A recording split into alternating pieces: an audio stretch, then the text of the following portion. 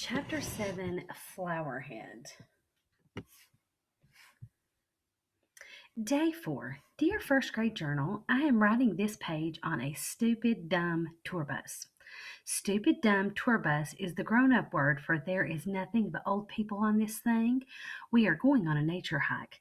A nature hike is when you look at plants and birds and scenery.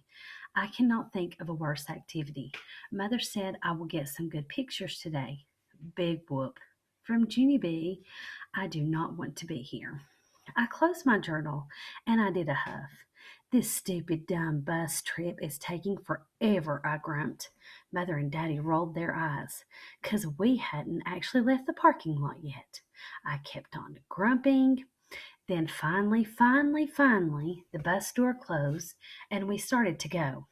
A man in the front seat picked up a microphone. Aloha, he hollered. All of the bus people sat there real silent. Then a few of them said hello, aloha back to him, only way quieter.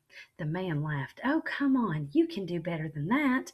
Aloha, he hollered again, and so this time more people said it.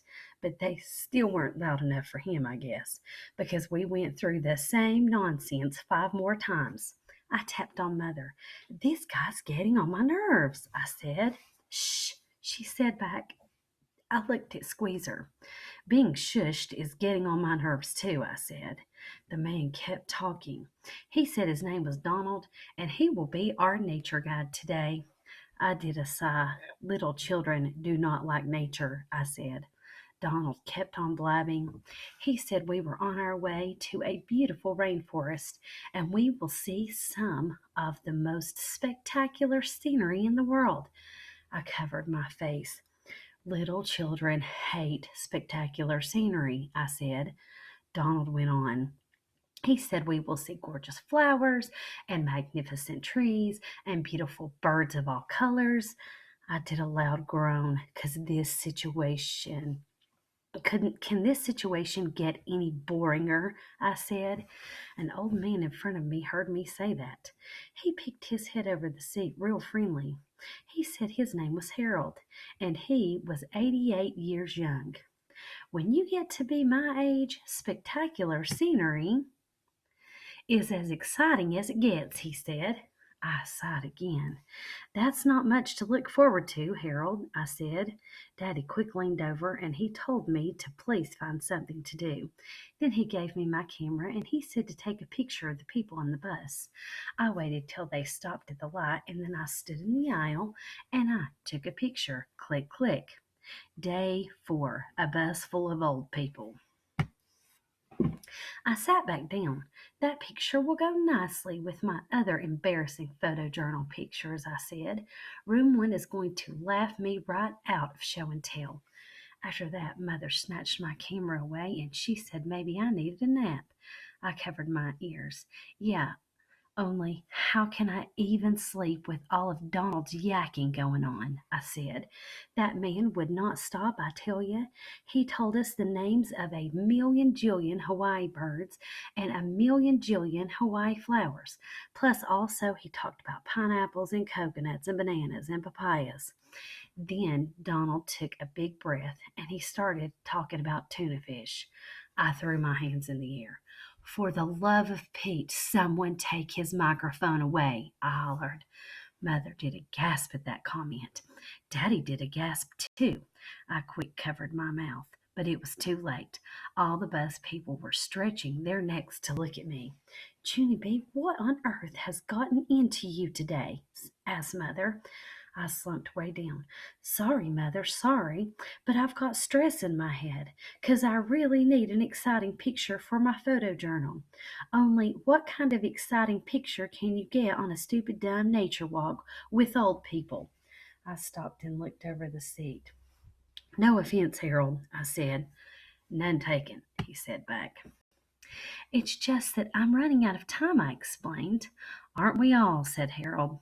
Mother sat me down again. Well, I can promise you one thing, Genevieve, she said. If you go on this hike with a bad attitude, nothing good will happen. But if you keep an open mind, you might be surprised.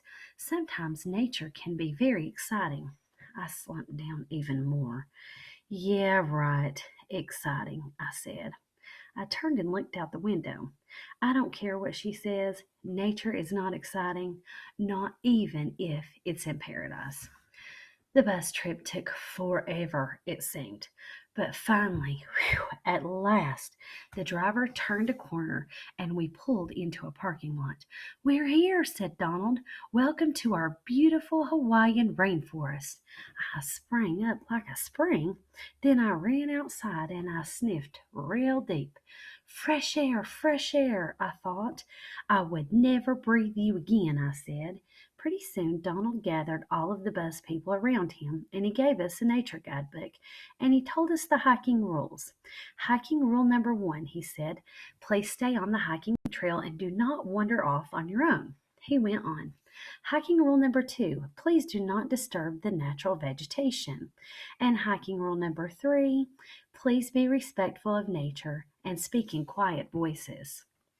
I looked at Squeezer and rolled my eyes. "Wonderful. Another quiet voice day," I grouched. After that, all of the bus people lined up behind Donald and we started hiking down the trail. It was slow as molasses, I tell you, on account of every 2 seconds. People kept stopping and looking at stuff. Just plain old normal stuff, I mean, like plants and flowers and trees. Finally, I got frustration in me. "Okay, folks, keep it moving. We've seen it all before," I called. Daddy quick scooped me up and he sat me on a rock. Then he waited for the other bus people to pass by. And big surprise, I got scolded again. He said if I can't behave myself, we will go back to the bus right now and we will sit there until all the people come back. "Is that what you want to do, Missy?" he said. "Huh? Is it?" I made a grunt face. "No, Daddy," I said. "I don't want to do any of this stuff. I wish we could do something exciting, 'cause I've already seen flowers in nature before." Just then, Mother picked up a flower that was lying on the trail. "Oh, but you've never seen a flower quite like this, Junie Bee," she said. "Look how beautiful this is. It looks like a big red powder puff." She stuck it in my hair. Then she took out the mirror to let me see. I stared at myself very admiring. "Whoa," I said, "I look stunning." Mother laughed. "Yes, you do," she said. "This would make a really cute picture." My face got brighter. "Hey, yeah," I said. "This could be the first cute picture of my whole entire photo journal."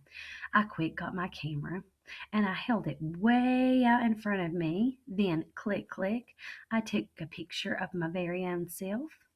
"Now, that one is keeper," I said. "I am stunning." After that, all of us started hiking again, only this time I was a slowpoke because I kept picking up powder puff flowers and sticking them in my hair. Pretty soon, my whole head was full of those beautiful things. I stuck extra ones in my pocket and my shirt buttons and my shoelace holes. Then I looked down at Squeezer and smiled. "Nature is being a little bit fun," I said. I smiled bigger. "Who knew?"